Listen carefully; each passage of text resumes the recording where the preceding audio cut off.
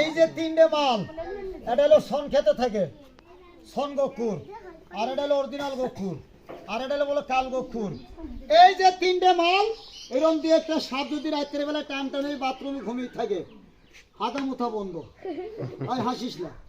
সাপ সাপে ব্যথা না খালি কামড়ায় না, সাপ হইলো বন্ধু, সাপের চেয়ে বড় শয়তান হইলো মানুষ। আমি এখন বড়টা সাপটা দেখাবো, দেখিস